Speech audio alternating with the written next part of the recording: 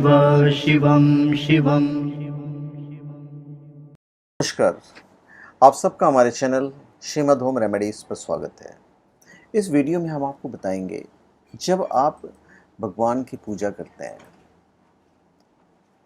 तो क्या प्रार्थना, स्तुति और उपासना एक ही चीज़ है या अलग है?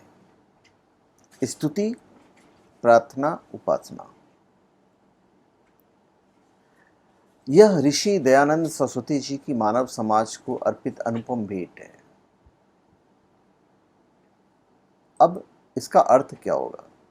देखिए, एक मंत्र को दिव्य शक्ति समन्वित समझना चाहिए। तो वास्तव में मंत्र तथा उसका देवता अभिन्न है।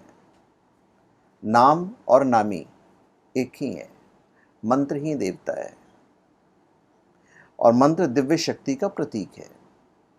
श्रद्धा, विश्वास तथा भक्ति के साथ मंत्र का निरंतर जप करने से साधक की शक्ति का विकास होता है और मंत्र चैतन्य का जागरण होता है और साधक को मंत्र सिद्धि प्राप्ति हो जाती है।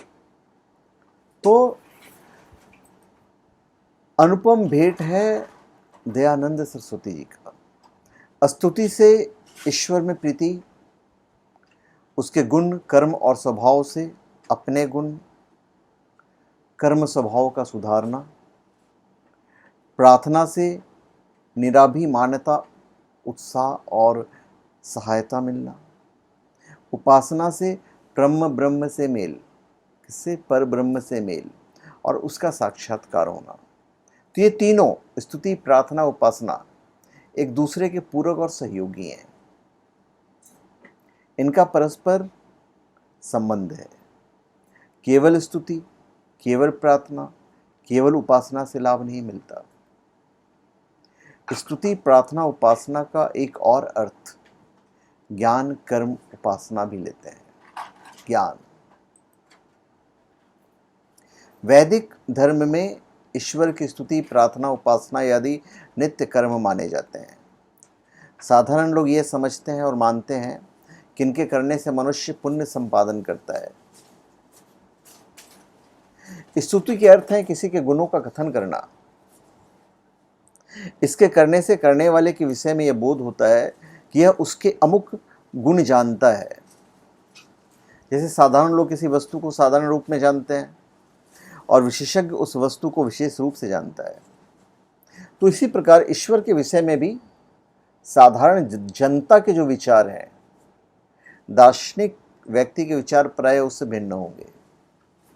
इसी कारण स्तुति करने में दोनों अपने अपने विचारानुसार उसकी स्तुति करेंगे। इसी कारण वैदिक धर्म में नित्य प्रति ईश्वर की स्तुति करने का नियम रखा गया है, ताकि प्रत्येक आर्य ईश्वर के गुण जान सकें।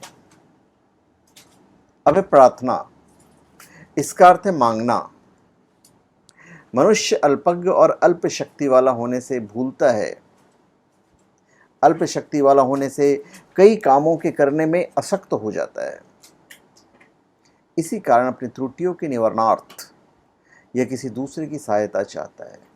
जिसकी सहायता चाहता है उसे कुछ मांगता है। तो जिसके पास कोई वस्तु हो और जिसके पास वो वस्तु है वो दाता भी हो, तो आवश्यकता वाला उस वस्तु को प्राप्त करने के लिए मांगता है और प्राप्त करता है। तो ईश्वर जिसकी हमने स्तुति की, उसके जो गुण जीव के धारण करने योग्य हैं, उन गुणों को जीव प्राप्त करने के लिए ही प्रार्थना करता है।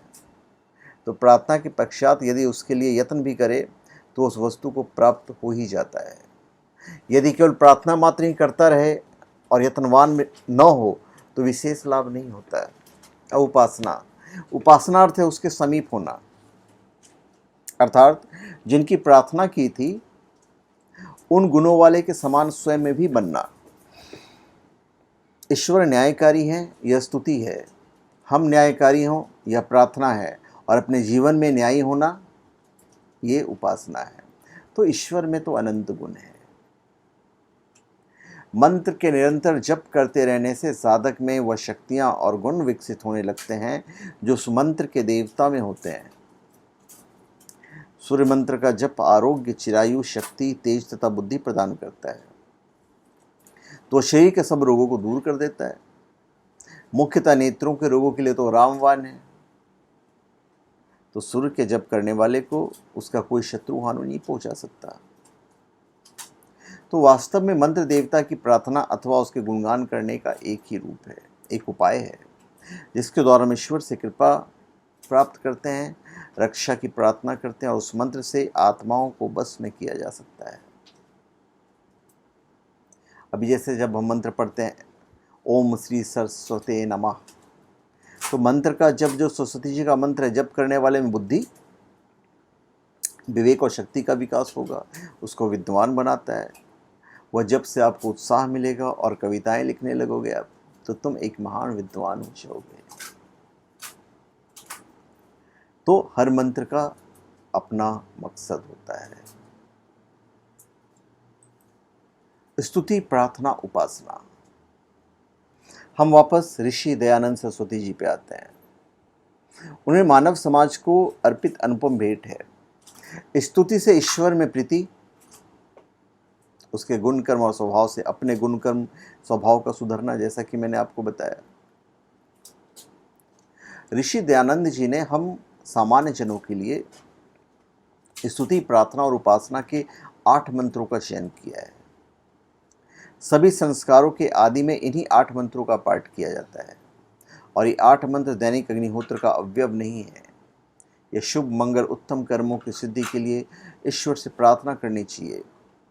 चूँकि दैनिक अग्निहोत्र उत्तम और श्रेष्ठ कर्म है, इसलिए दैनिक अग्निहोत्र में भी बड़े प्रेम से स्तुति, प्रार्थना और उपासना के मंत्रों का पाठ किया जाने लगा है। तो